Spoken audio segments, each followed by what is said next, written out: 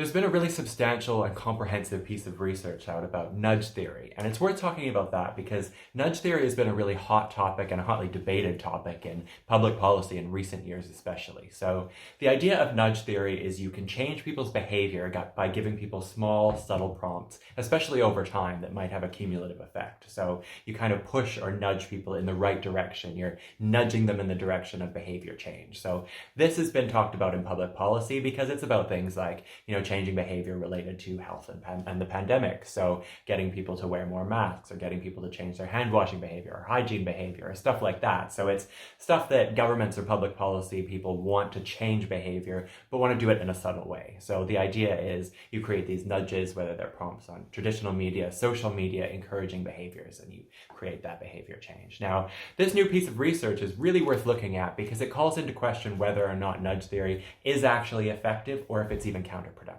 So the evidence suggests that nudge theory doesn't really work, and there's some fundamental problems with it. The first is it's not really based on any substantial theory. So what that means is it doesn't connect up with all of the general ideas that we know about psychology, the facts that have been really well researched and demonstrated. So we know things like reinforcement really is effective, right? If you give people clear rewards based on structures and timelines and schedules and all of that, that creates behavior change, right? Like explicit rewards for specific behaviors will create behavior change.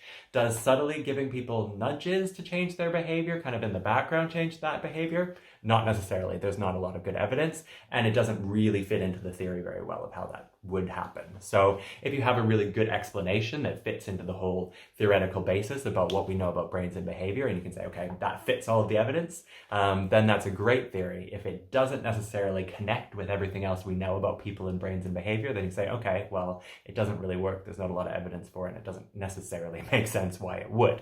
The second problem is we're really not seeing significant effects with a great effect size. So one of the things we look for in psychological research is not just is it statistically significant, does it meet this cutoff criteria, but also does it have a big observable effect, right? If we're trying to change behavior, does it slightly change behavior to a kind of insignificant amount, or is it a major behavior change? So the criticism of nudge theory is the observed effects are very minor at best.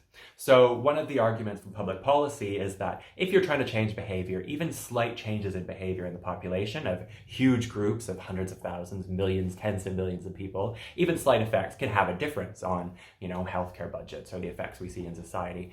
But the problem is with this research is with nudge theory, we're not seeing effects that are greatly different than necessarily doing nothing or giving people a placebo or kind of a fake effect or a fake intervention. So the effect sizes aren't really enough to conclusively say nudge theory does actually work in behavior. Maybe it does slightly a little bit, but we don't necessarily have a lot of good evidence to show that it is a really effective way of changing behavior.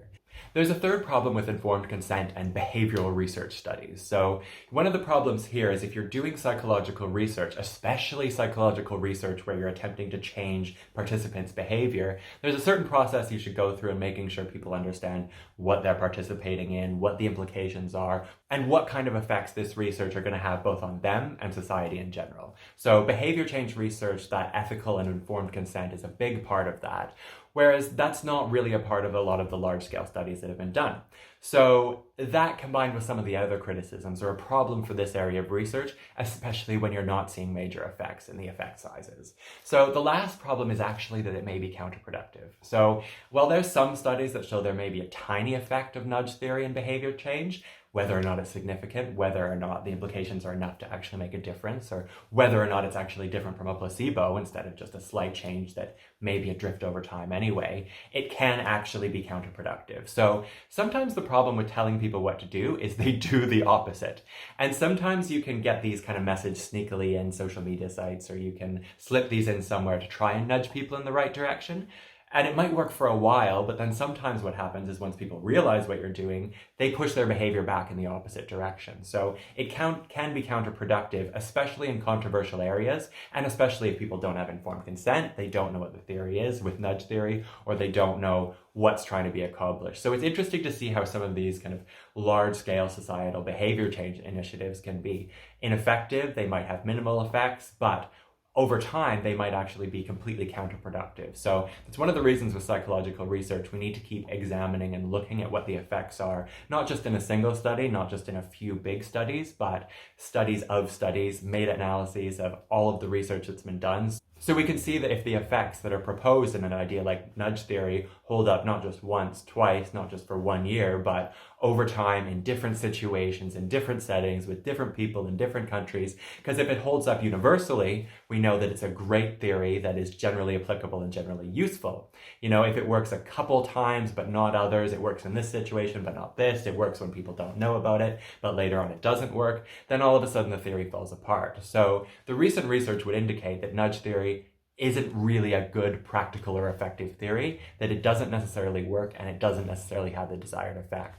There's not a lot of evidence to say that it works. Now, that doesn't necessarily mean that it doesn't, or with the right type of research, the right calibrations, the right processes, it can't work, but what we're saying right now is based on the evidence, it's not necessarily effective. There's no evidence to say that it is.